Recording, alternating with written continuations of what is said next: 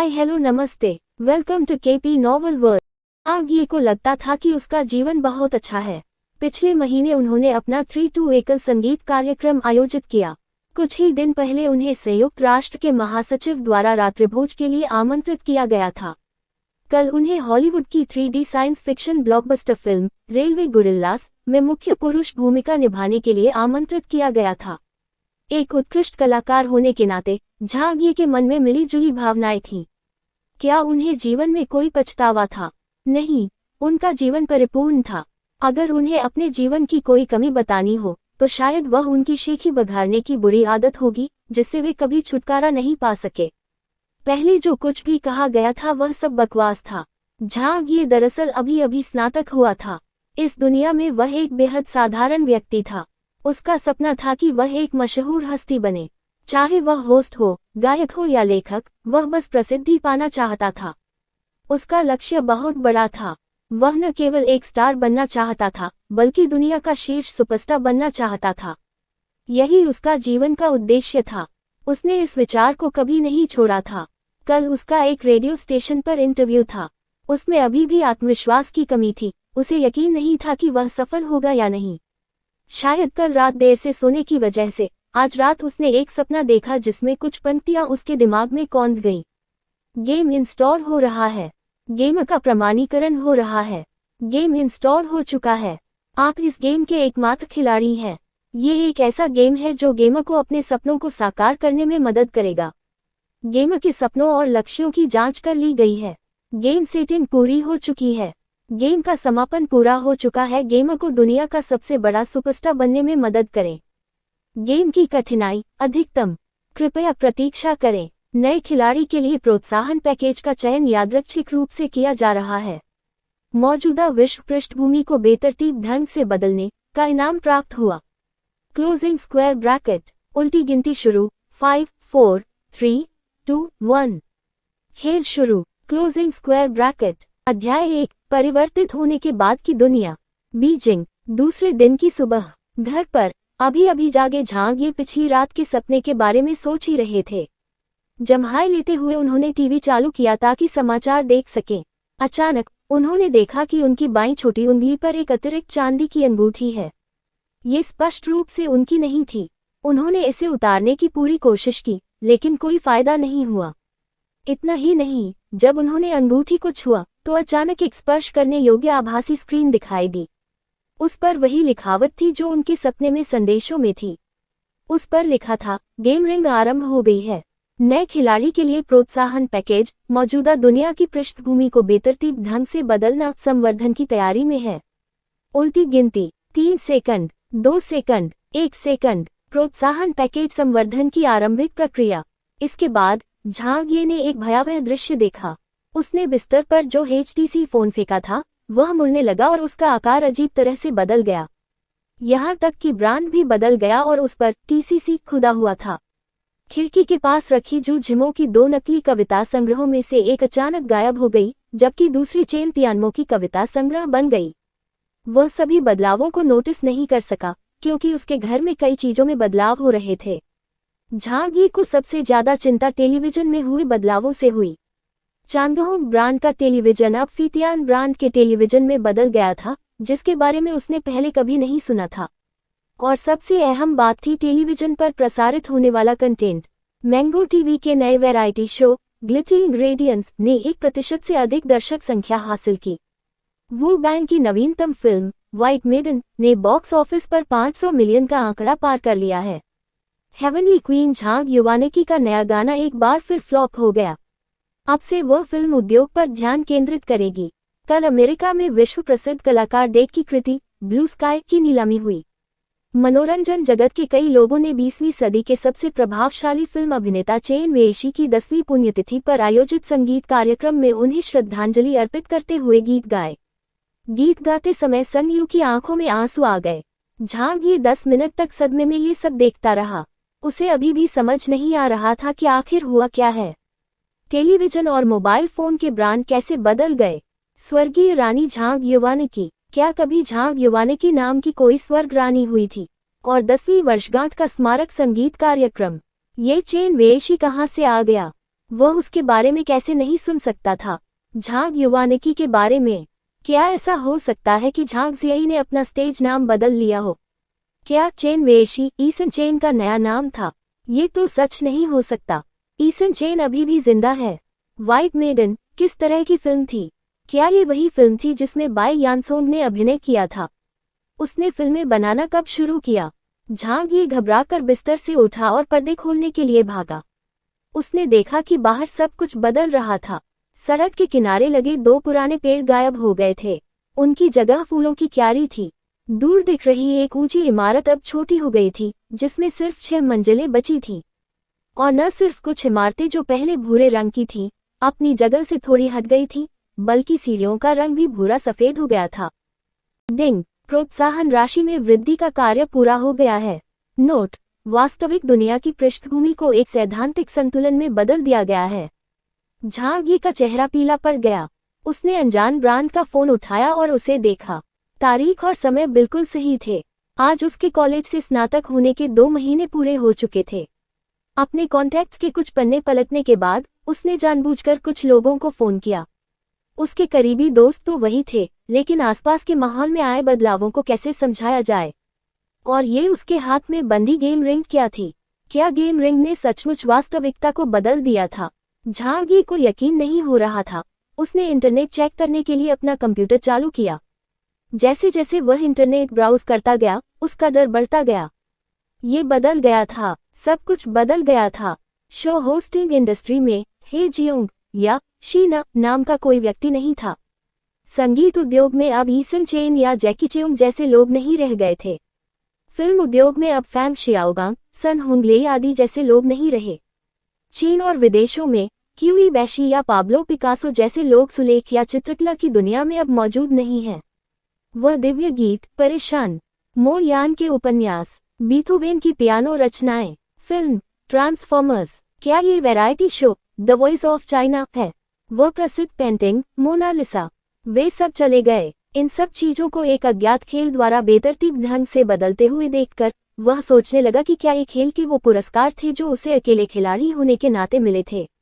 लेकिन आखिर वास्तविकता एक खेल कैसे बन गई? और यह किस तरह का खेल था? कॉन्ट्रा या सुपर मारियो? क्या उसे अपना सिर दीवार पर पटकने के लिए इस्तेमाल करना चाहिए, जिससे एक छोटा जादुई मशरूम फूट निकले जो उसे बड़ा बना सके? बेशक कुछ चीजें नहीं बदलीं। कुछ महत्वपूर्ण ऐतिहासिक हस्तियां, विश्व के तौर तरीके और सामाजिक परिवेश नहीं बदले थे। मेज पर रखे मास्टर कोंग इंस्टेंट नूडल्स आज भी वैसे ही थे। एलवी आज भी विश्व प्रसिद्ध ब्रांड था। बहुत सी चीजों में कोई बदलाव नहीं हुआ था। क्या यही तथाकथित यादृच्छिकता थी? कुछ अलौकिक घटना घटित हुई थी। आखिर हुआ क्या था? इसी क्षण धड़ाम की आवाज सुनाई दी। बाहर कोई उसके दरवाजे पर दस्तक दे रहा था। दस्तक काफी तेज थी और ऐसा लग रहा था जैसे किसी ने बहुत ताकत से दरवाजे पर हथौड़ा मारा हो। झांग ये ने अंदाजा लगा लिया कि यह कौन है और उसने अनसुना करने का नाटक किया। कुछ और बार दरवाजा खटखटाने के बाद चाबियों की खनक सुनाई दी और अचानक दरवाजा खुल गया। झांग ये ने अंदर आने वाले व्यक्ति को देखा। वह सोच रहा था कि भले ही दुनिया बदल गई हो, मकान मालकिन अभी भी वही मकान मालकिन है। 30 वर्ष की एक महिला चल कर आई। वह बेहद खूबसूरत लग रही थी। कभी कभी बेहद खूबसूरत शब्द उसके वर्णन के लिए पर्याप्त नहीं होते थे। उदाहरण के लिए, उसने अभी अभी अपने बाल धोए थे। उसका सिर अभी भी सफेद तौलिए से लिपटा हुआ था, लेकिन उसकी ऐसी सुंदरता, जो राज्यों और शहरों को भी उलट पुलट कर सकती थी, छिपी नहीं रह सकती थी। उसका शरीर असाधारण रूप से सुडौल था। उसकी त्वचा की लोच स्पष्ट रूप से झलक रही थी और वह बेहद आकर्षक लग रही थी।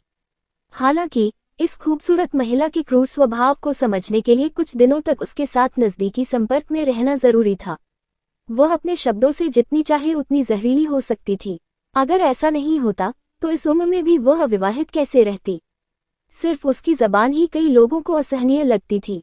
झांग ये को घर पर देखकर राव एमिन ने गला साफ किया और बिना मुस्कुराए हंस पड़ी, बच्चे, क्या तुम मुझसे लुका छिपी खेल रहे हो? जब मैं दिन भर दरवाजा खटखटाती रही तो तुमने जवाब क्यों नहीं दिया? क्या तुम मरने का नाटक कर रहे हो? झांग ये थोड़ा असहज हो गया और बोला, मकान मालकिन, आप आईं। राव एमिन आराम से बैठक में बैठ गईं। जोरदार आवाज के साथ उन्होंने कैलकुलेटर मेज पर पटक दिया। झांग ये ने उनका कैलकुलेटर पहले भी कई बार देखा था। पहले ये कैसियो ब्रांड का था, लेकिन अब यह एक नए ब्रांड का हो गया था जिसके बारे में उन्होंने पहले कभी नहीं सुना था। इसका नाम के से शुरू होता था।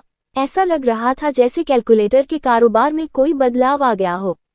मुझे बताओ, मैं यहाँ किस लिए आई हूँ? मैं किराया लेने आई हूँ। उनकी उंगलियां कैलकुलेटर पर बड़े सधे अंदाज में चल रही थीं। तुमने इस महीने का किराया नहीं दिया है। पिछले महीने के यूटिलिटी बिल जोड़कर मैंने तुम्हारे लिए हिसाब लगा लिया है। कुल राशि 2582 है। मैंने तुम्हें कई बार याद दिलाया है, एक पैसा भी कम नहीं चलेगा। सुनो छोटे झांग, मैंने तुम्हें मासिक किराया देने की छूट सिर्फ इसलिए दी थी क्योंकि तुम बीजिंग से हो। जाकर पता करो कौन सी जगह पहले 3 महीने का किराया जमा नहीं करवाती। मैंने तुम्हें कितनी विशेष सुविधा दी है। झांगी ने व्यंग्यात्मक मुस्कान के साथ कहा, कृपया मुझे कुछ और दिन दे दीजिए। मेरे पास अभी बिल्कुल भी पैसे नहीं हैं। नौकरी मिलते ही मैं आपको दे दूंगा। राव एमिन ने बड़े ही सलीके से अपनी उंगलियां घुमाई और कहा, अगर तुम्हारे पास पैसे नहीं हैं तो अभी चले जाओ। झांगी ने गिड़गिड़ाते हुए कहा, आप मेरी स्थिति जानती हैं। मैंने आपको जो किराया दिया था वह सब मेरे बड़ों से मिला था। मेरे पास बस इतना ही पैसा है। अगर आप मुझे भगा देंगी तो मेरे पास अपने माता पिता के पास वापस जाने के अलावा कोई चारा नहीं होगा। मैंने उन्हें पहले ही बता दिया था कि स्नातक होने के बाद मैं घर छोड़कर आत्मनिर्भर हो जाऊंगी। मैं अपनी इज्जत बचाकर कैसे वापस जा सकती हूँ? आंटी, हमारे फ्लो को देखिए। पूरी लाइन के व्यावसायिक और आवासीय अपार्टमेंट आपके ही हैं। आपके पास बस इस थोड़े से पैसे की कमी नहीं है। वैसे आज दोपहर बीजिंग ब्रॉडकास्टिंग टेलीविजन स्टेशन में मेरा इंटरव्यू है। अगर मैं सच में होस्ट बन जाती हूँ तो वेतन मिलते ही मैं किराए की भरपाई कर दूंगी। राव एमिन ने उसकी तरफ देखा और तिरस्कार से कहा, तुम मेजबान बनोगे? बस करो। तुम्हारी शक्ल और कद काठी देखकर भीड़ में कौन तुम्हारी तरफ ध्यान देगा? तुम दिन भर बस स्टार बनने का सपना देखते रहते हो। तुम्हें लगता है कि सेलिब्रिटी बनना इतना आसान है? अगर तुम मेजबान बन सकते हो तो कल वसंत उत्सव समारोह में ये बुढ़िया तो जरूर आएगी। झांगी ने कहा, खैर मुझे बस कुछ और दिन दे दीजिए। मैं राव एमिन ने इसे नजरअंदाज करते हुए कहा, बिल्कुल नहीं। झांगी ने कहा, क्या आपको नहीं दिख रहा कि मैंने पिछले कुछ दिनों से नाश्ता भी नहीं किया है? मेरे पास वाकई पर्याप्त पैसे नहीं हैं। तुम्हारे खाना न खाने से मेरा क्या लेना देना है ना? राव एमिन ने निर्मम भाव से कहा। काफी मशक्कत के बाद आखिरकार वह मकान मालकिन को जाने के लिए मना पाया। करीब 10 मिनट बाद पायजामा पहने राव एमिन वापस आए। उसने दरवाजा नहीं खटखटाया और सीधे अपनी चाबी से दरवाजा खोल दिया। झांगी ने सोचा कि बड़ी बहन राव अपना पैसा वापस लेने आए हैं, इसलिए उसने सावधानी से कहा, मकान मालकिन आंटी, आप। राव एमिन ने नाश्ते का एक सेट मेज पर फेंका और ठंडे स्वर में कहा, मैं इसे अकेले नहीं खा सकता था। बेटा, तुम्हारी किस्मत अच्छी है। सुनो, आजकल नौकरी मिलना मुश्किल है, फिर भी तुम मीडिया कॉलेज से ग्रेजुएट हो। ऐसे में तुम्हें गुजारा चलाने के लिए नौकरी क्यों नहीं मिल रही? एक ही पेड़ से चिपके रहना बंद करो, वरना खुद को उसी पर लटका लोगे। झांगी आश्चर्यचकित रह गया और उसने तुरंत कहा, धन्यवाद, मुझे समझ आ गया। राव एमिन अपने ठंडे खूबसूरत चेहरे के साथ दरवाजा पटक कर चली गई। झांगी का दिल खुशी से भर गया। मेज पर रखे नाश्ते को देखकर पता चला कि वह अभी भी गर्म था। साफ था कि यह बड़ी बहन राव का बचा हुआ खाना नहीं था। ये तो निश्चित रूप से वही था जो उसने खास तौर पर झांगी के ये कहने पर खरीदा था कि उसने कुछ दिनों से नाश्ता नहीं किया है। झांगी जानता था कि बड़ी बहन राव अंदर से तो गर्मजोशी से भरी थी, लेकिन बाहर से सख्त थी। उनकी जुबान भले ही कड़वी हो, लेकिन वो उसकी परवाह करती थी। दरअसल वो बड़ी बहन राव की बात समझ भी गया था। हालांकि झांगी ने बचपन से ही बड़ा नाम कमाने का सपना देखा था। वह मंच पर खड़े होकर लोगों के सामने आना चाहता था, इसलिए उसने कभी पर्दे के पीछे रहकर काम करने के बारे में सोचा ही नहीं था। झांगी लिफ्ट से नीचे जाकर बाहर निकल गया। सड़क पर चलते हुए झांगी ने चारों ओर देखा। उसे एहसास हुआ कि सड़क जानी पहचानी होते हुए भी अजीब लग रही थी। सभी बिलबोर्ड पर उन मशहूर हस्तियों के विज्ञापन थे जिन्हें वह नहीं जानता था। कुछ दुकानों में ऐसे लोकप्रिय गाने बज रहे थे जो झांगी ने पहले कभी नहीं सुने थे। इस जानी पहचानी फिर भी अजीब सी सड़क पर चलते हुए उसे तालमेल बिठाना मुश्किल लग रहा था। उसे ऐसा लग रहा था जैसे वह इस बदली हुई दुनिया में फिट नहीं बैठता।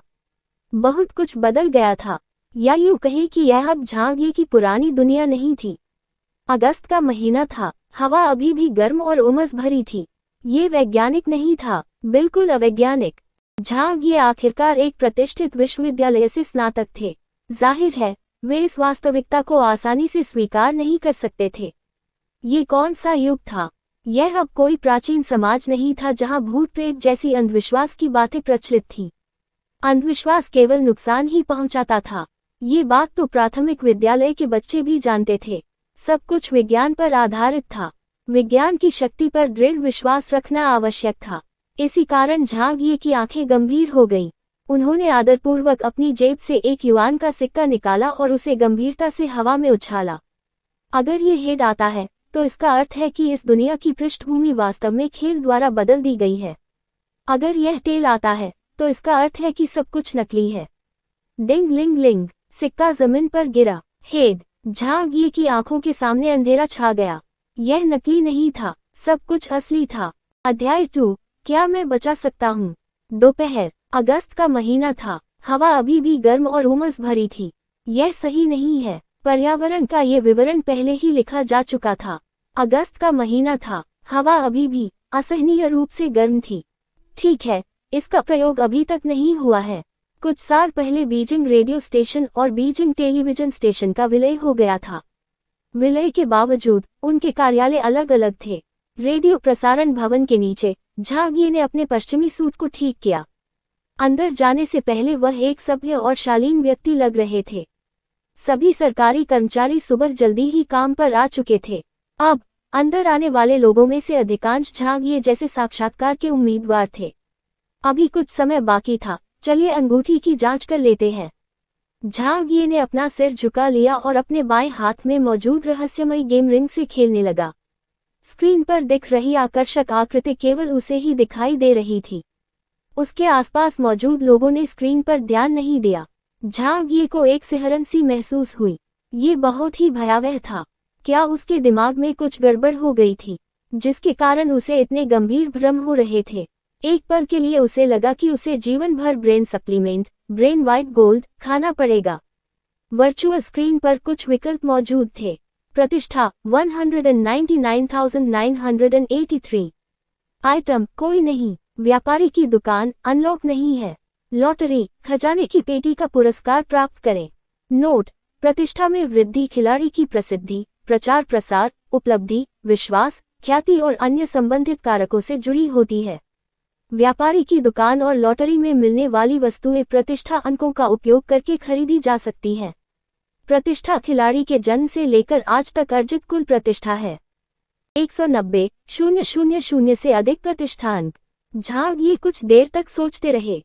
प्राथमिक विद्यालय में रहते हुए उन्हें लेखन रचना के लिए कुछ पुरस्कार मिले थे। माध्यमिक और उच्च विद्यालय में भी उनकी पढ़ाई अच्छी रही। उनके शिक्षक अक्सर उनकी प्रशंसा करते थे। हाँ, उन्हें टीवी पर आने का अनुभव भी था।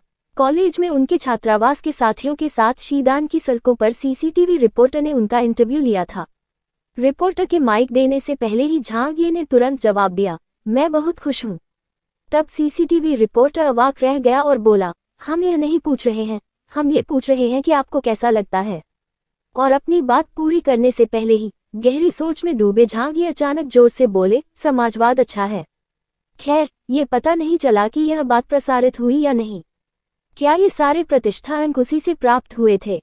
23 वर्षों में 190,000 से अधिक प्रतिष्ठा अर्जित करना, ये काफी अच्छा लग रहा था।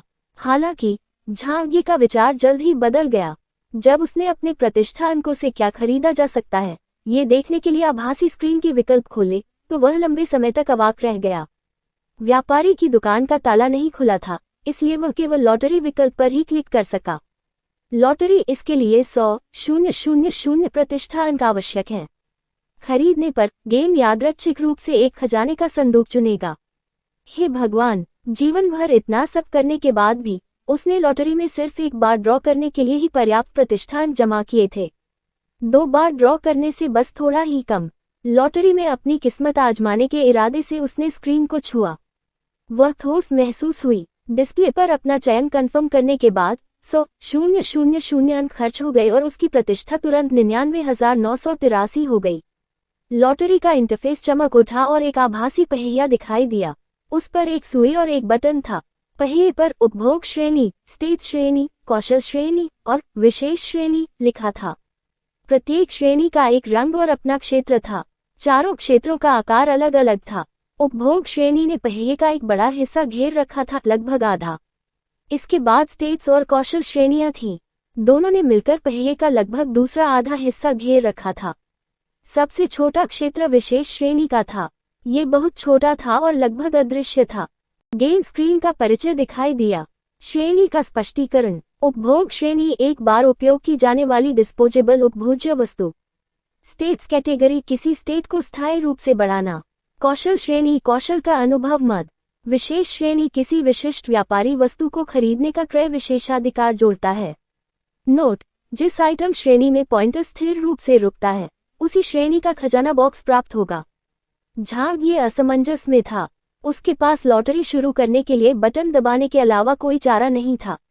बादा लॉटरी शुरू हो गई। पहिया बहुत तेजी से दक्षिणावर्त घूमने लगा और उस पर लगी सुई लगातार हिलती रही। कुछ सेकंड बाद सुई की गति धीमी हुई और अंत में पहिए के सबसे बड़े हिस्से यानी उपभोग श्रेणी पर आकर रुक गई। लॉटरी सफलतापूर्वक संपन्न हुई। एक छोटा सा सुनहरा खजाना प्रकट हुआ।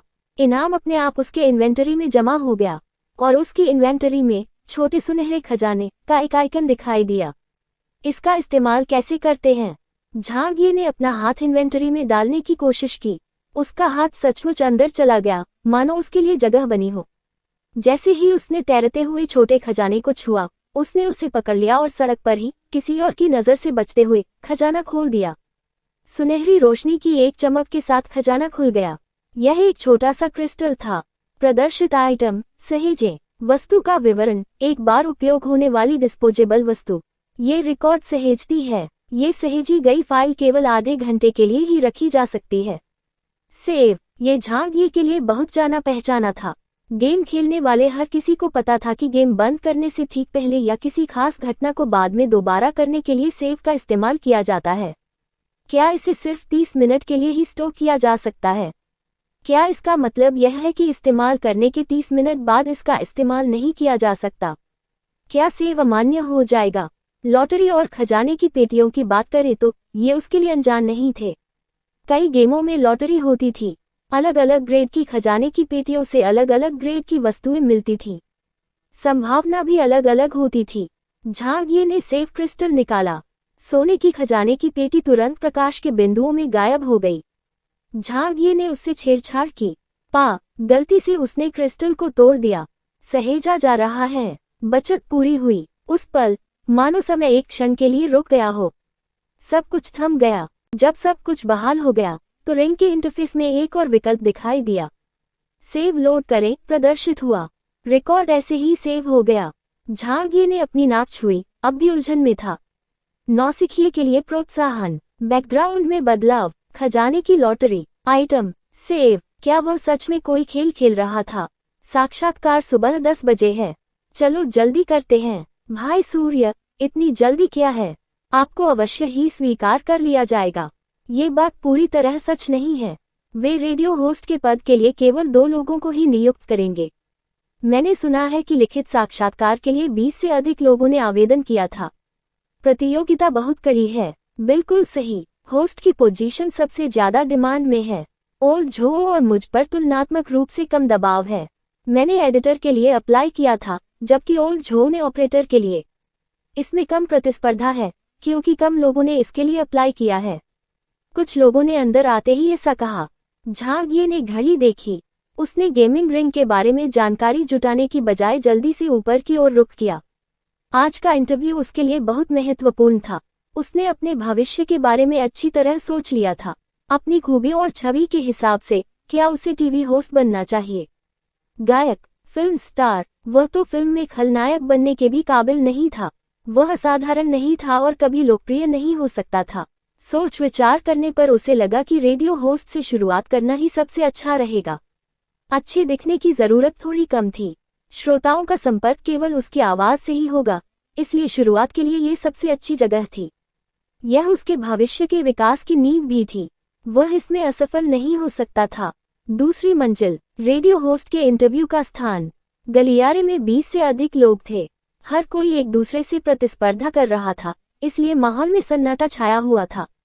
झांगिए ने चारों ओर नजर डाली और अचानक उसे ठंडक महसूस हुई। उन 20 से अधिक लोगों में से सभी आकर्षक और सुंदर थे। सिवाय उसके, उन 20 से अधिक लोगों में से सभी की उम्र 25 से 30 वर्ष के बीच थी और सभी अनुभवी थे। सिवाय उसके, झांगी का एकमात्र फायदा ये था कि उन्हें इस काम के लिए विशेष प्रशिक्षण मिला था। वे मीडिया कॉलेज के प्रसारण विभाग से स्नातक थे। इसके अलावा उनके पास कोई और खास खूबी नहीं थी। स्नातक होने के बाद झांगी ने कुछ प्रसारण मीडिया कंपनियों में साक्षात्कार भी दिए, लेकिन साक्षात्कार के चरण में ही उन्हें बाहर कर दिया गया। झांगी जानते थे कि इसका कारण उनकी शारीरिक बनावट और अनुभव की कमी थी। सन हुंगवे, यहाँ अंदर आ जाओ। पहले व्यक्ति को कमरे में बुलाया गया। साक्षात्कार 5 मिनट में समाप्त हो गया। जब दूसरे व्यक्ति को अंदर बुलाया गया तो उसके बगल में बैठे लोगों ने तुरंत साक्षात्कार के बारे में पूछा। हालांकि कुछ समय बाद किसी ने भी पूछना बंद कर दिया। ऐसा इसलिए हुआ क्योंकि सभी का साक्षात्कार अलग अलग था। कुछ को कठिन श्रोताओं के साथ मौके पर ही बातचीत करने के लिए कहा गया था, कुछ को किसी विषय पर बहस करने के लिए कहा गया था। ये अंतर उम्मीदवार के समग्र गुणों को समझने के लिए थे। 5वां व्यक्ति, झांगिए। एक महिला सहायक ने हाथ में सूची लिए हुए पुकारा। झांगिए ने गहरी सांस ली और खड़ा हो गया। अगर वह कहता कि उसे घबराहट नहीं हो रही है तो वह झूठ बोल रहा होता। कमरे में 8 साक्षात्कारकर्ता मौजूद थे। उनमें पुरुष और महिलाएं दोनों शामिल थे और वे सभी गंभीर दिख रहे थे। झांगिए को देखकर उनमें से कम 2 ने भौहें चढ़ा लीं। ये पता नहीं चल पाया कि उन्हें क्या बात असंतोषजनक लगी। झांगिए ने विनम्रतापूर्वक झुककर अभिवादन किया।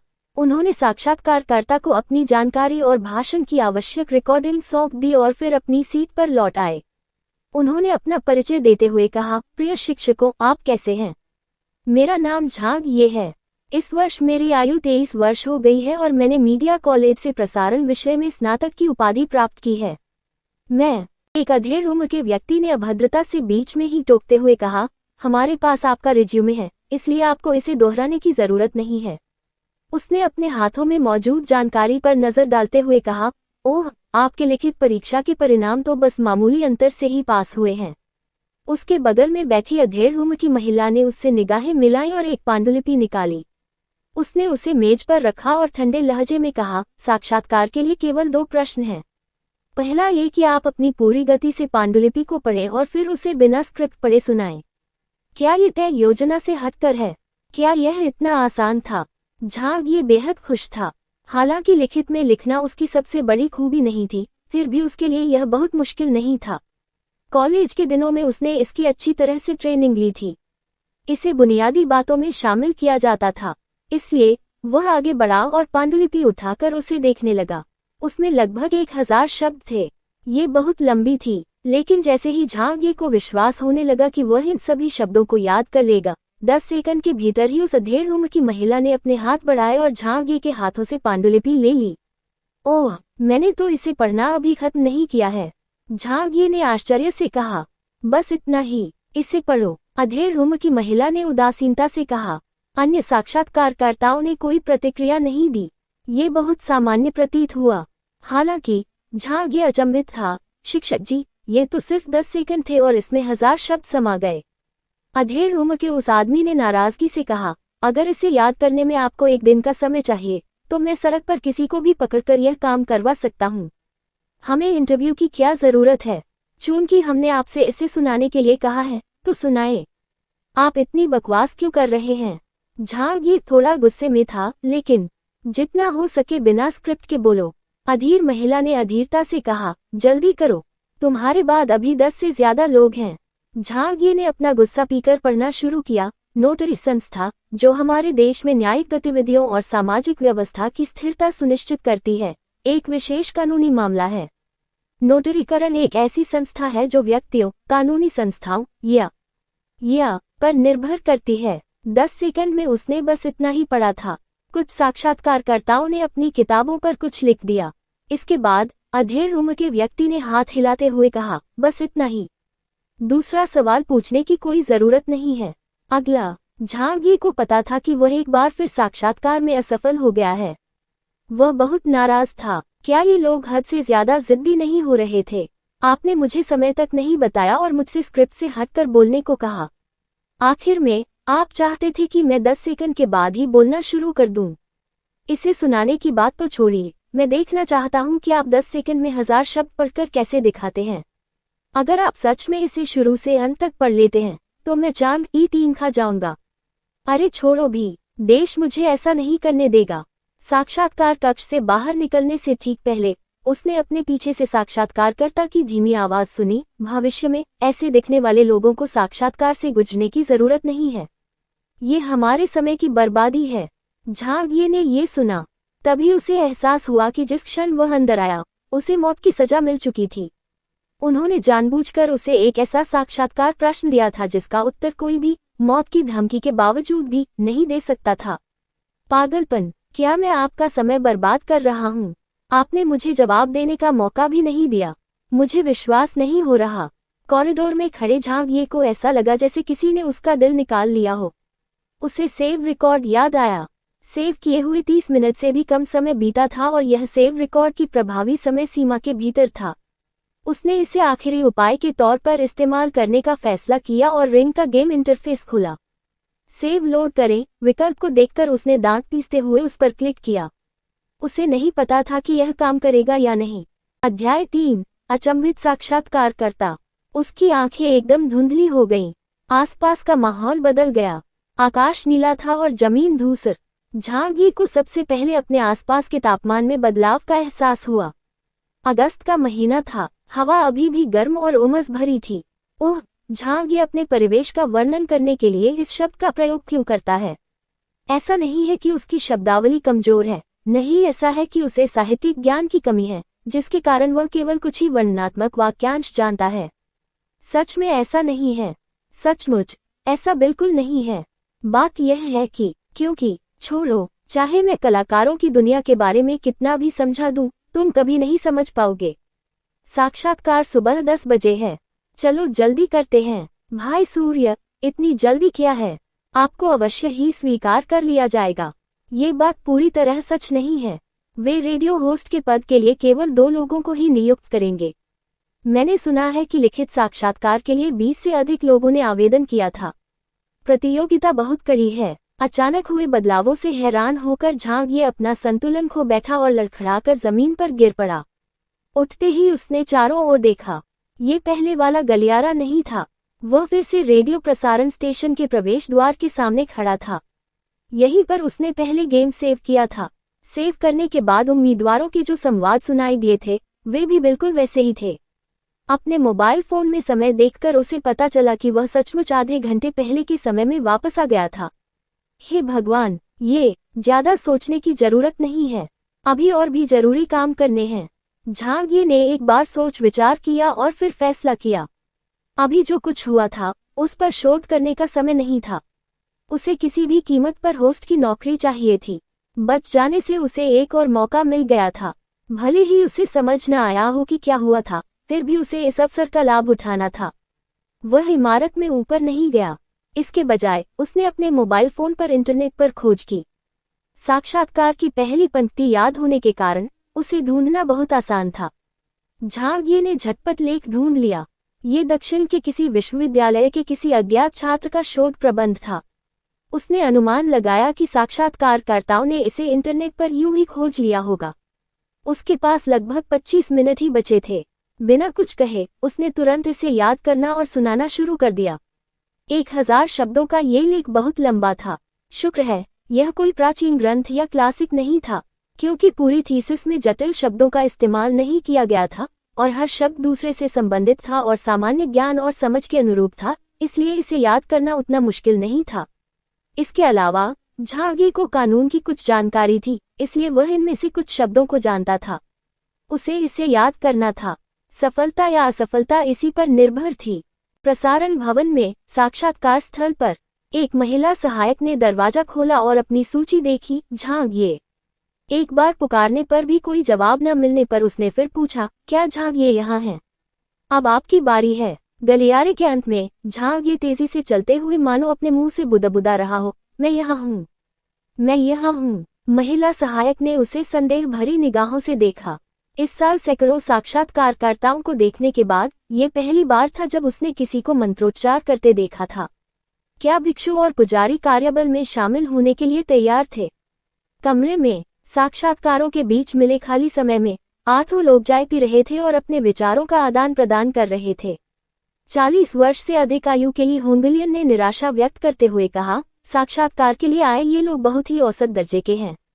बड़े हो चुके झाओ गोझोउ ने भी कहा, हाँ, ये 6 महीने पहले के साक्षात्कारों से कहीं ज्यादा खराब है। अच्छे लिखित अंक होने का क्या फायदा, उनमें योग्यता की कमी है।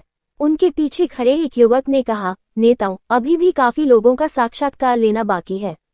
कोई न कोई अच्छा व्यक्ति जरूर मिल जाएगा। उम्मीद तो है, लेकिन मुझे लगता है इसकी कोई उम्मीद नहीं है। झाओ गोझोउ ने होठों को चटकाते हुए कहा, पहले वो छोटा जू ठीक था। अगर कोई और चारा नहीं बचा तो हमारा चैनल उसे ही चाहेगा। ली होंगलियन ने व्यंग्य भरी मुस्कान के साथ कहा, मुझे लगता है कि लिटिल जू भी बुरा नहीं है। अब दस्तक के बाद दरवाजा खोला गया। अगले साक्षात्कारकर्ता झांग अंदर आए। लोगों ने अपनी फिजूल की बातें बंद कर दी और उसकी ओर देखने लगे, मानो उसे परख रहे हों।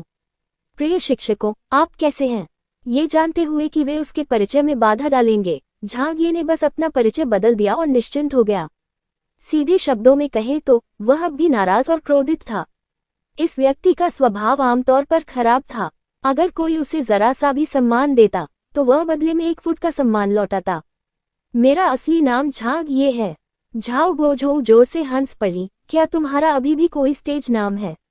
झांग ने बस इतना ही जवाब दिया, मेरे 2 स्टेज नाम हैं, एक झांग तेंगलान तारानकन और दूसरा झांग जिनकोन तारानकन। इस दुनिया में अब ये 2 महान व्यक्ति नहीं रहे। साक्षात्कारकर्ताओं को ये समझ नहीं आया कि झांग ने अनजाने में ही उनका उपहास कर दिया था। ली होंगलियन झांग को नजरअंदाज कर रही थी, क्योंकि उसने अपना सिर नीचे करके उसका रिज्यूमे पढ़ रही थी। नतीजा वही था, वही दृश्य और वही हाव भाव। इस बार झांग ने बड़ी संवेदनशीलता से 2 साक्षात्कारकर्ताओं के चेहरे पर हल्की सी भौहें चढ़ाने का भाव देखा। ये झांग की शक्ल सूरत से उनकी असंतुष्टि थी। यह अजीब था, एक ऐसे उद्योग में भी जहां दर्शक प्रसारक का चेहरा नहीं देख सकते, प्रसारण मेजबान से सुंदर दिखने की उम्मीद की जाती है। सुंदर होने का मतलब क्या है? इसका मतलब है कि व्यक्ति को आम लोगों से बेहतर दिखना चाहिए। प्रसारण मेजबानों के लिए हमेशा से यही नियम रहा है। झाओ गोझोउ और उनके बगल में बैठी ली होंगलियन बीच में बैठी थी और मुख्य निर्णायक थी। चुन नियुक्त किए जाने वाले दोनों रेडियो होस्ट सीधे उनके पर्यवेक्षण में काम करने वाले थे, इसलिए वे चयन प्रक्रिया को लेकर बेहद गंभीर थे। कोई भी अपने लिए परेशानी नहीं चाहता था, इसलिए जब उन्होंने झांग को साधारण दिखने के कारण देखा तो उन्होंने उसे पहले ही खारिज कर दिया था। इसके अलावा झांग के रिज्यूमे में कार्य अनुभव का कोई उल्लेख नहीं था। उसे अभी भी काम संभालने से पहले कुछ प्रशिक्षण की आवश्यकता थी, इसलिए उन्होंने उसे इस पद के लिए विचार भी नहीं किया। किसी विशेष विषय में स्नातक होना बुरा नहीं था, लेकिन प्रसारण विषय में स्नातक होने वाले कई लोग थे, और उनमें से कितने लोग होस्ट बन पाए थे? केवल कुछ ही असाधारण लोग ऐसा कर पाए थे। झाओ गोझोउ और ली होंगलियन ने एक दूसरे की ओर देखा और एक दूसरे के मन की बात समझ गए। ये व्यक्ति बिल्कुल भी उपयुक्त नहीं था। वे उसे यूं ही कोई सवाल पूछकर भगा देंगे ताकि समय बर्बाद न हो। ली होंगलियन ने पहले की तरह ही एक पांडुलिपि निकाली और झांग की ओर देखते हुए कहा, साक्षात्कार के लिए केवल 2 प्रश्न हैं। पहला ये कि आप अपनी पूरी गति से पांडुलिपि को पढ़ें और फिर उसे बिना स्क्रिप्ट पढ़े पढ़ें। एक शानदार रिकॉर्ड बनाकर लौटे झांग को उनका रवैया और उनके लिए मुश्किलें खड़ी करने की उनकी इच्छा का पता था, इसलिए वह बिना किसी भाव के खड़े हो गए और इसे स्वीकार कर लिया। जैसा कि उम्मीद थी, महज 10 सेकंड में ली होंगलियन ने निर्दयता से पांडुलिपि छीन ली। बस इतना ही, इसे पढ़ो। दूसरे इंटरव्यू लेने वालों को भी यह बात अच्छी तरह पता थी। 10 सेकंड, चाहे कोई अनुभवी व्यक्ति ही क्यों न हो, जिसे इस क्षेत्र में दशकों का अनुभव हो, वह भी 10 सेकंड में 100 से ज्यादा शब्द याद नहीं कर पाएगा। एक साधारण स्नातक की तो बात ही छोड़िए। वैसे 10 सेकंड में तो वे सिर्फ 200 शब्द ही पढ़ पाएंगे, और वो भी पढ़ते समय उनमें से मुश्किल से 40-50% ही सही पढ़ पाएंगे। और ये भी पास क्यों नहीं होगा, क्योंकि इस पांडुलिपि में 900 से ज्यादा शब्द थे। ये तो सिर्फ 5वां हिस्सा था। अगर कोई 10 सेकंड में 300 शब्द याद करके सुना सके, तभी उसे पूरा अंक मिलेंगे। लेकिन सबको पता था कि ये नामुमकिन है। वे जानबूझकर झांग ये के लिए मुश्किलें खड़ी कर रहे थे और बात यहाँ तक पहुँच गई थी कि वे झांग ये को ये बताने के अपने इरादे को छिपा रहे थे कि उसमें गुण और क्षमताएं नहीं हैं। लेकिन उन्हें जो बात अजीब लगी वह ये थी कि 10 सेकंड के याद करने के समय में झांग ये ने कोई सवाल या प्रतिक्रिया नहीं दी। वह बेहद शांत रहा और धीरे धीरे अपनी सीट पर लौट आया। ली होंगलियन स्तब्ध रह गई क्योंकि उसने झांग ये के चेहरे पर क्रोध और आश्चर्य खोजने की कोशिश की, लेकिन उसे कुछ भी नहीं मिला। दूसरे इंटरव्यू लेने वालों को भी यह अजीब लगा। क्या ये लड़का सचमुच बेवकूफ था या सच में बेवकूफ? हमने उसके लिए मुश्किल खड़ी कर दी थी, फिर भी उसने कोई प्रतिक्रिया नहीं दी। ऐसा लग रहा था जैसे उन्होंने सही किया हो। ये नासमझ लड़का किसी काम का नहीं था, चाहे उसे नौकरी मिल भी जाए। वह इतना बेवकूफ और मंदबुद्धि था कि कुछ खास नहीं कर सकता था। झाओ गोझो ने आग्रह किया, शुरू करो, जल्दी करो, तुम्हारे पीछे बहुत से लोग हैं जो इंतजार कर रहे हैं। ली होंगलियन और अन्य साक्षात्कारकर्ताओं ने झांग यी को उसके साक्षात्कार परिणामों के आधार पर तुरंत अंक दे दिए। उन्होंने अंक देने से पहले सुनने की जहमत भी नहीं उठाई। एक ने 20 अंक दिए जबकि दूसरे ने 15 अंक। ये सभी बहुत कम अंक थे। इसके बाद वे अगले साक्षात्कारकर्ता के बायोडेटा पर चले गए। झांग यी ने उनके आग्रह के बावजूद भी कोई जल्दी नहीं दिखाई। उन्होंने शांत भाव से उनकी ओर देखा और लयबद्ध ढंग से कहा, नोटरी संस्था, जो हमारे देश में न्यायिक गतिविधियों और सामाजिक व्यवस्था की स्थिरता सुनिश्चित करती है, एक विशेष कानूनी मामला है। नोटरीकरण का कार्य ऐसी नोटरी संस्था द्वारा किया जाता है जो व्यक्तियों, कानूनी संस्थाओं या अन्य समूहों के आवेदनों पर निर्भर करती है। न्यायालयों द्वारा निर्धारित कानूनी प्रक्रियाओं के अंतर्गत कानून से संबंधित मामलों या गतिविधि को प्रमाणित करने के लिए आवश्यक दस्तावेजों के लिए नोटरी प्रक्रिया का पालन कानून के अनुसार करना अनिवार्य है। जब झांग यी ने 100 शब्दों के लिए लिखित स्क्रिप्ट से हटकर बात की तो झाओ गोझो ने अपना सिर उठाया। जब वह 200 शब्दों तक स्क्रिप्ट से हटकर बोला तो ली होंगलियन चौंक गई और आश्चर्य से उसकी ओर देखने लगी। जब उन्होंने तय स्क्रिप्ट से हटकर 300 शब्द बोले तो सभी साक्षात्कारकर्ताओं ने अपने हाथों में रखी चीजें नीचे रख दी और आश्चर्य से झांग यी की ओर देखने लगे। झांग यी किसी से प्रभावित नहीं हुए और अपनी बात पर अडिग रहे, क्योंकि यदि संबंधित पक्ष झूठी सामग्री प्रस्तुत करते हैं या कानूनी प्रमाण पत्र प्राप्त करने के लिए नोटरीकृत प्रक्रियाओं का पालन नहीं करते हैं, तो सार्वजनिक रूप से मान्यता प्राप्त निकायों की प्रतिष्ठा पर नकारात्मक प्रभाव पड़ता है। इसलिए नोटरी उद्योग में विश्वास सबसे बुनियादी आवश्यकता है। झाओ गोझो और ली होंगलियन की नजरों में जो कोई भी 300 शब्द याद कर सकता था वह एक चमत्कार था और असंभव सी बात थी, लेकिन झांग ये फिर भी सुना रहा था। यह 300 शब्द, 500 शब्द, 800 शब्द। साक्षात्कारकर्ताओं के चेहरे विस्मय से भर उठे। अंतिम अनुच्छेद का पाठ समाप्त होने पर झांग ये अपनी स्थिर गति से बोलते रहे, ईमानदारी के प्रतीक के रूप में, समाज के भरोसे पर आधारित एक प्रणाली के रूप में, नोटरी लोगों को विश्वास हासिल करने के साधन स्वीकार करने और अपनाने की अनुमति देती है। एक विराम के बाद उन्होंने गला साफ करते हुए कहा, धन्यवाद गुरुजी, मैंने पाठ समाप्त कर दिया है। एक महिला साक्षात्कारकर्ता के हाथ से कलम गिर गई। लू लू, वह लुढ़क कर जमीन पर जा गिरी। झाओ गोझो सदमे में था और उसने अपना सिर एक तरफ घुमाते हुए कहा, बूढ़ी, यह क्या इसे सही ढंग से याद किया गया था? ली होंगलियन ने अपने हाथ में मौजूद पांडुलिपि को देखा और चौंकते हुए कहा, 0.20 शब्द हूबहू पढ़े गए। सबसे बाईं ओर बैठे साक्षात्कारकर्ता आश्चर्य से अपनी कुर्सी से लगभग गिर ही पड़े और बोले, आपने ये कैसे किया? 10 सेकंड में आपने इसे पूरा याद कर लिया था। झांग ये मुस्कुराया, मैं दूसरों की तुलना में चीजों को थोड़ा जल्दी पढ़ता हूँ और मेरी याददाश्त अपेक्षाकृत अच्छी है। एक नज़र ही काफी होगी। 10 सेकंड में 900 से ज्यादा शब्द पढ़ डाले गए। ये सिर्फ तेज ही नहीं, हद से ज्यादा तेज था। उस व्यक्ति ने झांग ये से ये भी पूछना चाहा कि क्या उसने थीसिस पहले से याद कर रखी थी, लेकिन उसे पता था कि ये नामुमकिन है। ये थीसिस अनजान थी और इंटरनेट पर यूं ही मिल गई थी। इसके अलावा इसे पहले से जाहिर करने का कोई तरीका ही नहीं था। ली होंगलियन ने भी तो यूं ही एक विषय चुन लिया था, तो उस व्यक्ति को पहले से कैसे पता चल सकता था? ध तेरे की, क्या तुम इंसान भी हो? झांग यी के इस कृत्य ने उन सभी को चौंका दिया था। कुछ साक्षात्कारकर्ता बेहद आश्चर्यचकित रह गए, मानो उन्होंने कोई भूत देख लिया हो। अध्याय 4, जनता को चौंकाने के लिए तूफानी पेट्रोल का गीत। कमरे में संपूर्ण चुप्पी। दरअसल उन्होंने दूसरे सवाल की तैयारी भी नहीं की थी। उन्होंने पहले सवाल से ही झांग यी को खारिज करने की योजना बनाई थी, लेकिन अब इन परिस्थितियों में आठों साक्षात्कारकर्ता एक दूसरे को देखने लगे, समझ नहीं पा रहे थे कि क्या अंक दें। मौके पर किए गए प्रदर्शन के अनुसार इस युवक को 100 अंक देना ही उचित था। नहीं, उसे 200 अंक देना भी कोई ज्यादा नहीं था। क्या उसने इसे 10 सेकंड में पढ़ लिया था? क्या उसने बिना स्क्रिप्ट पढ़े 900 से अधिक शब्द सुना दिए थे? ऐसा भला कौन सा धर्मपरायण व्यक्ति कर सकता है? पहले साक्षात्कारकर्ताओं को लगा कि झांगिए का चेहरा भावहीन होने के कारण वह मूर्ख है, लेकिन असल में ऐसा इसलिए था क्योंकि वह बेहद आत्मविश्वासी था। उसे 1000 शब्दों से कभी कोई परेशानी नहीं हुई। इस हिसाब से मूर्ख तो वे साक्षात्कारकर्ता ही थे। हालांकि अगर वे झांगिए को पूरे अंक दे देते तो यह उसे नौकरी पर रखने के बराबर होता। इस युवक के लिखित परीक्षा के नतीजे भले ही पास हो गए हों, लेकिन 20 से अधिक उम्मीदवारों में उसका प्रदर्शन असाधारण नहीं था। उम्मीदवारों के बीच बहुत ज्यादा अंतर नहीं था, इसलिए साक्षात्कार ही उन्हें परखने का सबसे अच्छा तरीका था। 80 अंक बहुत अच्छा स्कोर था, इसलिए पूरे अंक देने का मतलब था कि वह निश्चित रूप से 20 से अधिक उम्मीदवारों में शीर्ष 2 में स्थान पाएगा। दुर्भाग्य से झांगिए की योग्यताएं उन्हें स्वीकार्य नहीं थीं। उसका रूप रंग बहुत औसत था और एक रेडियो होस्ट, जिसे आमतौर पर अपना चेहरा दिखाने की जरूरत नहीं होती, उसे भी कभी कभी अपना चेहरा दिखाना पड़ता है।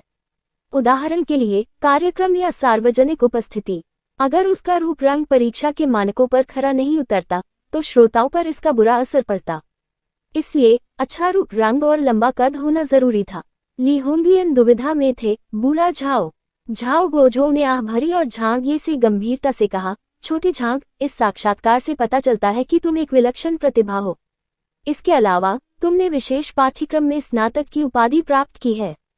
हमें तुम्हारा हार्दिक स्वागत करना चाहिए, ये सच है, लेकिन तुमने गलत पेशा चुना है। मुझे तुम्हारी शक्ल सूरत के बारे में बात करने की जरूरत नहीं है। मुझे लगता है कि तुम्हारे कॉलेज के शिक्षकों ने तुम्हें इस बारे में सलाह दी होगी। रेडियो का पेशा ऐसा ही है। कैसा रहेगा अगर मैं तुम्हें एक आसान रास्ता बता दूं और हमें दूसरा साक्षात्कार नहीं करना पड़ेगा? हमारे रेडियो स्टेशन में कई पद खाली हैं। जब तक वह पर्दे के पीछे का पद हो, न कि होस्ट का पद, तुम उनमें से कोई भी चुन सकते हो। मैं तुम्हें तुरंत पास कर दूंगा।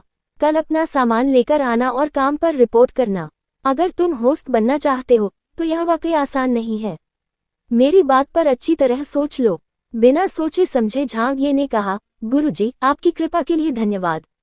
मुझे पता है मेरी योग्यताएं मेरे लिए राह मुश्किल बना देंगी, फिर भी मैं केवल प्रसारण संचालक के पद के लिए ही आवेदन करना चाहता हूँ।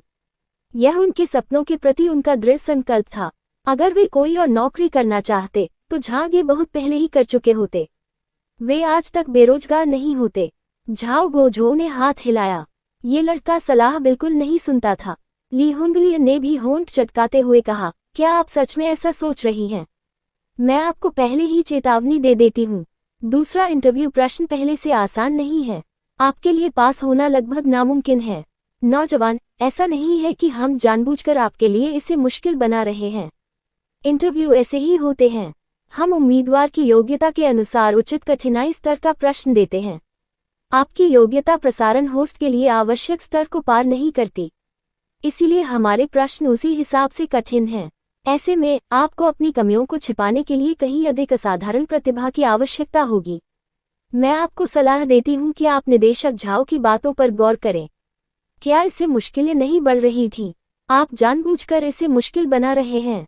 झांगिए बहुत जिद्दी आदमी था और उसने जोर देकर कहा, इस बारे में और सोचने की कोई जरूरत नहीं है। कृपया अपना दूसरा प्रश्न पूछिए। ली होंगलियन उसकी नाकामी से बेहद परेशान थी। उन्होंने सिर हिलाया और गुस्से में बोली, ठीक है, मैं विदेशी भाषा चैनल की इंचार्ज हूँ। चैनल में अंग्रेजी बोलने वाले कई प्रतिभाशाली लोग हैं, लेकिन रूसी भाषा में कुशल व्यक्ति की कमी है। ये भर्तीकर्ता मूल रूप से ऐसे व्यक्ति की तलाश में था जिसे रूसी भाषा का बुनियादी ज्ञान हो। अगर आप रूसी में कोई आधुनिक कविता लिख सकते हैं जिससे हम संतुष्ट हो जाएं, तो मैं आपको साक्षात्कार के लिए पूरे अंक दूंगी। रूसी? क्या उन्हें अभी भी रूसी भाषा में कविता लिखनी थी? झाओ गोझो ने ली होंगलियन की ओर तिरछी नजर से देखा और एक शब्द भी नहीं बोला। यह एक मौन सहमति थी। अन्य साक्षात्कारकर्ताओं के चेहरे पर अलग अलग भाव थे। झांगिए ने कुछ ऐसा प्रदर्शित किया था जिसने उन्हें अवाक कर दिया था। वे जानते थे कि झांगिए में प्रतिभा है, लेकिन प्रसारण होस्ट के पेशे में आकर्षक व्यक्तित्व का न होना एक घातक झटका था। असाधारण प्रतिभा वाले कुछ ही लोगों को छोड़कर इस स्थिति से बाहर निकलना बहुत मुश्किल था। इसलिए दूसरे प्रश्न से ही स्पष्ट हो गया कि ली होंगलियन झांग ये को जरा भी मौका नहीं दे रही थी। रूसी झांग ये का रिज्यूमे उनके सामने था। उसमें विदेशी भाषा के रूप में केवल अंग्रेजी का उल्लेख था। विश्वविद्यालय में केवल यही एक विदेशी भाषा पढ़ाई जाती थी। वह विदेशी भाषा विषय में स्नातक नहीं थे, और यदि वह किसी विशेष कक्षा में भी होते तो कोई शिक्षक रूसी पढ़ाने के लिए इतना खाली तो नहीं होता। इस भाषा को जाने बिना कविता लिखने की बात तो दूर की थी। अगर आप इसे बोल ही नहीं सकते तो कविता कैसे लिख सकते हैं? झांग ये को पहले से ही अंदाजा था कि दूसरा सवाल आसान नहीं होगा, लेकिन उसने कभी सोचा भी नहीं था कि यह इतना मुश्किल होगा। उसे एक भी मौका नहीं दिया गया, और वो भी रूसी में। झांग ये को तो अंग्रेजी भी ठीक से नहीं आती थी। उसने तो ग्रेजुएशन के लिए बुनियादी योग्यता परीक्षा भी मुश्किल से पास की थी, तो उसे रूसी कैसे आती होगी? धिक्कार है। क्या मुझे सिर्फ इसलिए और मुश्किलों का सामना करना पड़ेगा क्योंकि मैं दिखने में अच्छा नहीं हूँ, और मुझे इस तरह के अन्यायपूर्ण व्यवहार और यातना को सहना पड़ेगा? आप लोग किस आधार पर ये फैसला ले रहे हैं? आप लोग किस आधार पर ये निर्णय ले रहे हैं कि मैं पास नहीं हो सकता? मुझे मौका क्यों नहीं दिया जा रहा? मुझे न्याय चाहिए। क्या ये इतना मुश्किल है? ली होंगलियन की उंगलियां चाय के कप पर खनक रही थीं। कविता आपकी अपनी मौलिक रचना होनी चाहिए। चेन तियानमो या वेल्स जैसे प्रसिद्ध कवियों की रचनाएं मत पढ़िए। मैं आपकी भाषाई कुशलता और साहित्यिक ज्ञान दोनों देख रही हूँ। ये दोनों आपस में संबंधित हैं। शुरू कीजिए। और क्या कविता मौलिक होनी चाहिए थी? एक साक्षात्कारकर्ता ने मन ही मन सोचा, आगे बढ़ने का क्या फायदा? अगले व्यक्ति को बुलाओ। रूसी भाषा का पेशेवर जानकार भी रूसी भाषा में कविता नहीं लिख सकता, तो फिर वह व्यक्ति जो रूसी नहीं जानता वह तो बिल्कुल नहीं लिख सकता। चेन तियानमो, वेल्स, ये कौन है? ये नाम जाना पहचाना सा क्यों लग रहा है? वह कौन सी भाषा थी? झाओ गोजो की आंखें चमक उठी जब उसने ली होंगलियन की ओर देखा। बूढ़े ली, ये कौन है? अन्य साक्षात्कारकर्ताओं ने निर्देशक ली की ओर देखा। वे भी जानते थे कि निर्देशक ली रूसी भाषा जानते हैं, लेकिन जैसे ही उन्होंने उधर देखा, उन्हें ली होंगलियन की आंखें घूरती हुई दिखाई दी, और उनकी आंखें उनसे भी बड़ी थीं। बिना कुछ कहे सब तुरंत समझ गए, ये क्या बकवास है? आप रूसी भी बोल सकते हैं। झांग ये की बोलने की गति बढ़ती जा रही थी। उसकी आवाज में गर्व और उदासीनता का भाव मिश्रित था। ऐसा इसलिए था क्योंकि इस कविता को ऐसे भावों के साथ ही सुनाना आवश्यक था।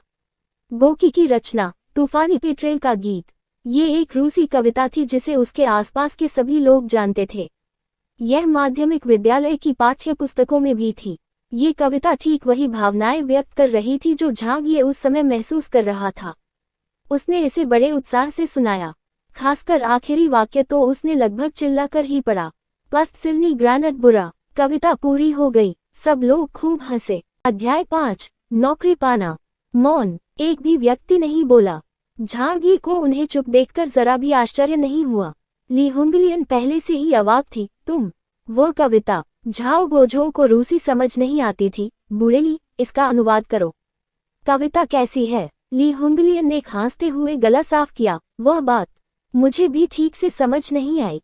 खांसी मुझे तो बस थोड़ा सा ही समझ आया। अरे, रूसी भाषा का अध्ययन करने वाले आप ही इसे नहीं समझ पाए। कुछ साक्षात्कारकर्ता तो अपनी कुर्सी से लगभग गिर ही पड़े। गद्य कविताएं ऐसी ही होती हैं। रूसी भाषा को समझना भी थोड़ा मुश्किल है। इसके अलावा लिटिल झांग ने तो बहुत जल्दी बोल दिया था। ली होंगलियन ने बहाना बनाया। झांग ये ने तुरंत कहा, तो मैं इसका चीनी में अनुवाद करके इसे एक बार फिर सुनाऊंगा। निर्देशक ली को हैरान देखकर भी युवा साक्षात्कारकर्ता ने हार नहीं मानी। वह अपने नेता की प्रतिष्ठा वापस पाना चाहता था। चीनी मुहावरे समृद्ध और विविध रूपों से भरे होते हैं, इसलिए वे रूसी से भिन्न थे। किसी व्यक्ति की योग्यता परखने का एकमात्र तरीका चीनी ही था। अगर आप रूसी नहीं समझते तो मैं चीनी अनुवाद पर जरूर आपत्ति जताऊंगा। अगर आपने एक भी शब्द का गलत इस्तेमाल किया तो मैं आपको चैन से नहीं बैठने दूंगा। मैं आपको फेल कर दूंगा। इस व्यक्ति को अपने नेता के शब्दों के पीछे छिपे इरादे अभी भी याद थे। रूसी आती है तो क्या हुआ? कविता भी अच्छी होनी चाहिए। क्या आपको लगता है कि आप कुछ रूसी मुहावरे बोलकर परीक्षा पास कर लेंगे? यह इतना आसान कैसे हो सकता है? झांग ये के पाठ के चीनी संस्करण पर पूरी तरह ध्यान केंद्रित करते हुए सभी के अलग अलग विचार थे। झांग ये उनकी आंखों में देखकर ही उनके मन की बात समझ सकता था। वह जानता था कि वे अब भी उसे नीचा समझते हैं। व्यंग्य भरी मुस्कान के साथ उसकी भावनाएं उसके पाठ के अनुरूप थीं। समुद्र के धूसर समतल मैदान के ऊपर हवा बादलों को समेट रही है। समुद्र और बादलों के बीच पेट्रेल पक्षी गर्व से उड़ रहा है, मानो काली बिजली का प्रतीक हो। अपने पंख की नोक से एक लहर को छूते हुए जैसे कोई तीर बादलों की ओर दौड़ रहा हो, वह पुकारता है और बादल पक्षी की साहस भरी पुकार में उसकी खुशी सुनते हैं। इस पुकार में तूफान की प्यास, क्रोधित शक्ति, जुनून की ज्वाला, विजय का विश्वास, ये सब बादल उस पक्षी की पुकार में सुनते हैं। सीगल तूफान से पहले कराहते हैं और समुद्र के ऊपर दौड़ते हैं, और उसकी तलहटी में वे तूफान के अपने डर को छिपाने के लिए तैयार हैं। शुरुआत में तो सब कुछ शांत था, लेकिन जैसे जैसे कविता अपने चरम पर पहुंचती गई, झांग का लहजा और भी तीव्र होता गया। उनकी आवाज तेज होती गई। हवा गरजती है, बादल गरजते हैं, नीली लौ की तरह बादलों के झुंड समुद्र की अथाह गहराई के ऊपर धधकते हैं। समुद्र बिजली की कड़ियों को पकड़ लेता है, उन्हें अपने पानी के नीचे डुबो देता है। आग से बने सांपों की तरह वे पानी में बुदबुदाते हैं, मिटते जाते हैं। इस बिजली की परछायां तूफान। जल्द ही तूफान आएगा। वह साहसी पेट्रेल गर्व से समुद्र के प्रचंड गर्जन के ऊपर बिजली में उड़ रहा है। विजय की पुकार पैगंबर की है। मुझे हमेशा मुसीबतें ही क्यों झेलनी पड़ती हैं? दुनिया हमेशा इतनी अन्यायपूर्ण क्यों होती है? लेकिन अगर ऐसा होता भी तो क्या होता? अगर मेरा शरीर चकनाचूर हो जाता तो क्या होता? यही वह रास्ता है जिसे मैंने चुना है। मैं पीछे नहीं हटूंगा, मुझे कोई डर नहीं है। झांग ने आखिरी सांस ली और जोर से कहा, आने दो, आंधी और भी जोर से दस्तक दे। कविता का अंतिम छंद झांग के पिछले जन्म में कई लोगों के दिलों में बस गया था। इसे पढ़कर रोंगटे खड़े हो जाते थे और अब इस दुनिया में आकर यह उसी तरह खून में समा गया। ये सुनकर झाओ बोझो अवाक रह गया। ली हुंगलियन को भी रोंगटे खड़े हो गए। झांग की कविता में खामियां ढूंढने की सोच रहा युवा साक्षात्कारकर्ता अब अवाक रह गया था। वह सांस लेने की भी हिम्मत नहीं कर पा रहा था। मौन। अपनी कविता से सबको अचंभित देखकर झांग को लगा जैसे उसका क्रोध शांत हो गया हो। उसकी भावनाएं कविता के माध्यम से बाहर निकल आईं, जिससे उसे शांति मिली। ये समाज लोगों को उनके रूप रंग से आंकता है और समय के साथ वह इसकी आदत डाल चुका था। इसलिए उसे कोई संकोच नहीं था, बस उसका चयन हो जाना चाहिए था। शिक्षकों, मैंने दूसरे साक्षात्कार प्रश्न का उत्तर दे दिया है। ठीक है। ली हुंगलियन की आत्मा अंततः उसके शरीर में लौट आई। इससे पहले उसके विचार उस पेट्रेल पक्षी के साथ ही आंधी में बह गए थे। झाओ बोझो ने कर्कश आवाज में कहा, इस कविता का नाम क्या है?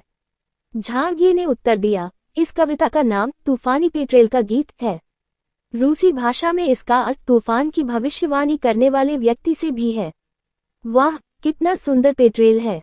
झाओ बोझो को रूसी भाषा समझ में नहीं आती थी, लेकिन चीनी भाषा उन्हें भली भांति समझ आती थी। उड़ता हुआ पेट्रेल, गर्वित पेट्रेल, निडर पेट्रेल, ये सब तुम्हारा ही वर्णन कर रहे हैं, है ना?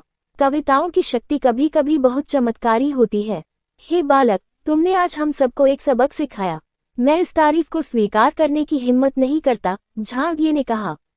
झांग को सबने अलग नजरिए से देखा। पहले तो बिना तैयारी के 1000 शब्द सुनाने से सब चौंक गए थे। अब एक रूसी गद्य कविता का सहज पाठ, जो किसी महान विद्वान के स्तर का था, ने वहां मौजूद सभी लोगों का दिल जीत लिया। उसके प्रदर्शन ने तो सभी साक्षात्कारकर्ताओं को करारा जवाब दे दिया। ली हुंगलियन ने झांग को साक्षात्कार में असफल होने से रोकने के लिए यह सवाल पूछा था। ये स्पष्ट था कि वह उसे जाल में फंसा रही थी, लेकिन उसने कभी उम्मीद नहीं की थी कि वह इतना सटीक जवाब देगा। और जवाब में झांग का गुस्सा और स्थिति को स्वीकार न करने की उसकी अनिच्छा भी झलक रही थी। इससे साक्षात्कारकर्ताओं को शर्मिंदगी महसूस हुई। इस तरह का अद्भुत व्यक्ति आखिर किस पत्थर से निकला? ली हुंगलियन ने ऐसे भावों के साथ कहा जिन्हें समझना मुश्किल था, आज के लिए बस इतना ही। वापस जाइए और खबरों का इंतजार कीजिए। क्या उसका चयन हुआ या नहीं? झांग को भी इसका पक्का पता नहीं था। उसने बस इतना कहा, ठीक है, धन्यवाद शिक्षकों। वह चला गया और दरवाजा बंद कर दिया। झाओ बोझो, जो पहले झांग के प्रति बहुत नखरे दिखा रही थी, ने तुरंत मेज पर हाथ पटकते हुए कहा, मेरे साहित्य चैनल के प्रसारण विभाग को ये व्यक्ति चाहिए। ली हुंगलियन ने असहमति जताते हुए कहा, बूढ़े झाओ, क्या तुमने यह नहीं कहा था कि तुम उस छोटी जू पर नजर रखे हुए हो? झाओ गोझो गुस्से से भड़क उठा, छोटी जू को तो किसी को भी दिया जा सकता है, लेकिन इस व्यक्ति को तो बिल्कुल नहीं। क्या तुम वाकई समझदार हो? ली होनगुलियन ने झांग ये के लिए होड़ लगाते हुए कहा, झांग ये पर मेरा पहला हक है। पहला मौका तो मुझे ही मिला था। आपका विदेशी चैनल उनके लिए ठीक नहीं है। उनकी साहित्यिक प्रतिभा को देखते हुए उन्हें निश्चित रूप से हमारे साहित्य चैनल पर आना चाहिए। बस ली साहब, बात पक्की हो गई है। बाद में हमारे पास जो भी अच्छे बच्चे होंगे सब आपको ही दिए जाएंगे। मैं आपसे प्रतिस्पर्धा नहीं करूंगा। झाओ गोझो ने बिना रुके कहा, मुझे सिर्फ वही चाहिए और कोई नहीं। ली होनगुलियन ने ठंडे चेहरे से कहा। झाओ गोझो ने कहा, पिछले साल मैंने आपके विदेशी चैनल को एक अच्छा पौधा दे दिया था। इस साल मैं ऐसा बिल्कुल नहीं करूंगा। इस बात पर मुझसे झगड़ा करना बंद करो। बाद में मैं तुम्हें कुछ तोहफा दूंगा और ज्यादा से ज्यादा मैं तुम्हारा एहसानमंद रहूंगा। अलिप्सिस दोपहर। जियाओ मिन पूर्व साक्षात्कार से लौटने के बाद झांग ये अपने माता पिता के घर नहीं गया। वह अपने किराए के अपार्टमेंट में ही लौट आया। छोटा सा अपार्टमेंट लगभग 30 to 40 वर्ग मीटर का था, लेकिन उसे यहाँ अच्छा लगता था। आखिरकार स्नातक होने के बाद यह उसका पहला स्वतंत्र जीवन था। वह हर छोटी मोटी बात के लिए अपने माता पिता पर निर्भर नहीं रह सकता था। उसने घर लौटने की योजना बनाई थी, लेकिन कुछ हासिल करने के बाद ही। दोपहर का भोजन शानदार था। इसमें ताजे झींगे और नूडल्स थे। बेशक ये मास्टर कोन ब्रांड के इंस्टेंट नूडल्स थे।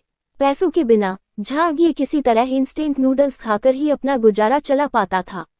अपने आदर्श लक्ष्यों को पाने के लिए कड़ी मेहनत करते समय उसे कोई कठिनाई नहीं होती थी, बल्कि उसे इसमें आनंद मिलता था। अचानक बिना किसी पूर्व सूचना के एक व्यक्ति ने चाबी का उपयोग करके दरवाजा खोल दिया। शरद ऋतु की पोशाक पहने राव एमिन अपार्टमेंट में दाखिल हुई और बोली, साक्षात्कार कैसा रहा? झांग ये, जो शर्टलेस था, बनियान पहनते हुए समझ नहीं पा रहा था कि हंसे या रोए। मकान मालकिन आंटी, क्या आप पहले दस्तक दे सकती हैं?